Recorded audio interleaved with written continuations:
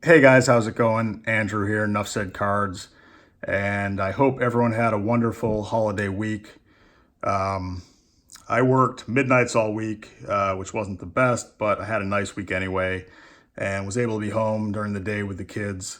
Um, so it's kind of rainy, miserable day here in Virginia today, and thought it'd be a good opportunity to make a video and show you some recent pickups, some things I got, some things that the kids got.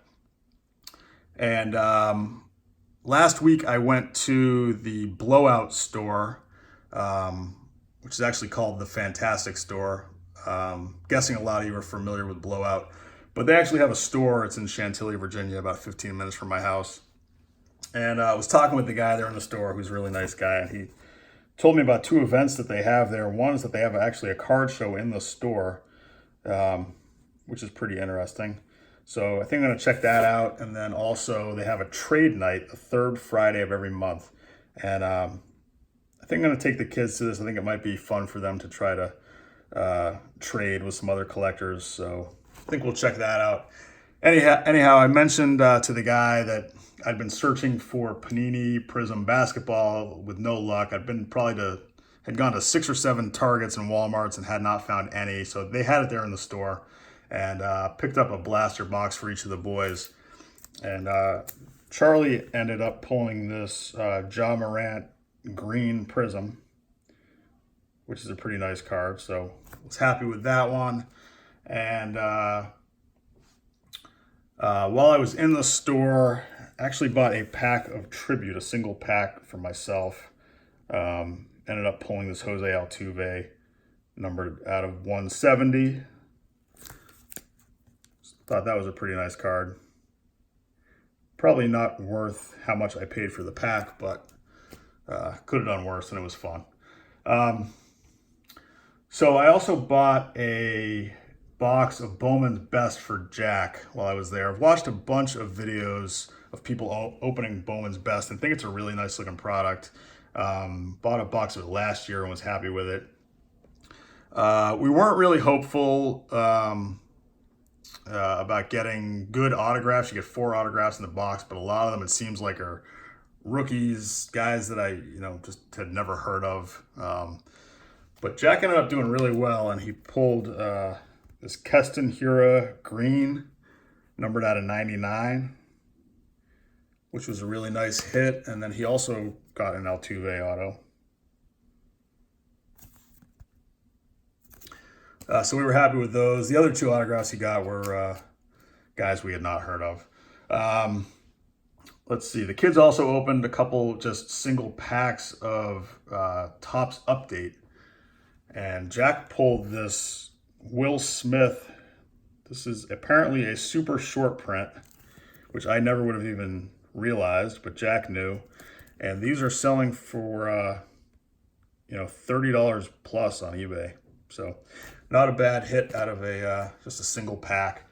So anyhow, when I was in Blowout, I mentioned to the guy that I had no luck finding the Prism, and he casually mentioned that he had been at the Target across the street earlier in the day, which of course is the one Target that I had not checked, and that they had value packs there. So I went over there, and sure enough, they had about 15 value packs, and I got a bunch of them, and I'll just show you some of the highlights real quick.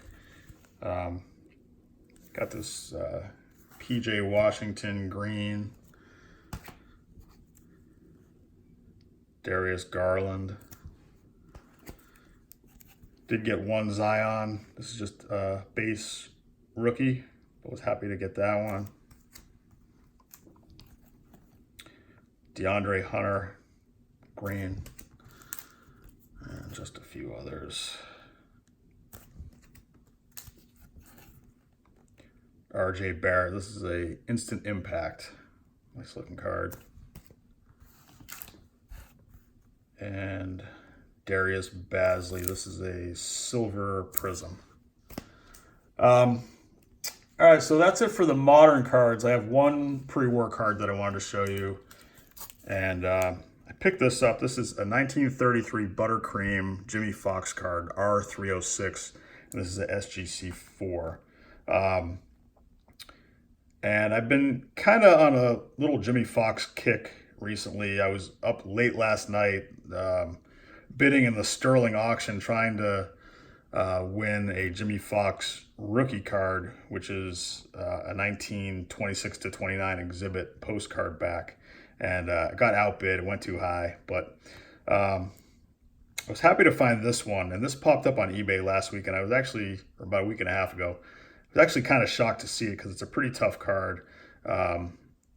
There's not many more than about 20 total graded SGC and PSA. Normally I wouldn't be thrilled about the miscut, but it is a really tough card, so I was just happy to get it. And Dave Blue Jacket 66 actually has a beautiful example of this card that is not miscut. It looks a lot nicer than this one. But like I said, was happy to grab this one. And although I don't think it's the nicest looking set, it's really interesting. And this candy company, which is based in New Jersey, had a contest where you would guess the batting average, the season batting average of the player, and mail it in, which is probably part of the reason why these cards are so scarce, is because people sent them back in. So anyhow, was pretty happy with that one. And there's a Babe Ruth in this set actually, and it wasn't even known to exist until the late 80s. I think there's either 2 or 3 known examples of the Babe Ruth card. And kind of an interesting story with that card is that a very well-known collector, guy who had one of the greatest collections, he's passed away, but he bought one of the Babe Ruth cards in an auction. And in the same auction, he bought some kind of piece of memorabilia or some kind of framed item or something. And when the auction company mailed him his winnings, both the card and the other item were in the same package, which he opened up and, got the piece of memorabilia or whatever it was and threw the rest of the packaging away and threw away the Babe Ruth card, which he didn't realize was in the same packaging. So can you imagine? I think the last Ruth that went to auction went for over 200 grand. So be tough to live with having thrown that away. But anyhow, that's the Jimmy Fox. So I thank you for watching, guys, and I hope everyone has a happy and healthy new year, and I will talk to you soon.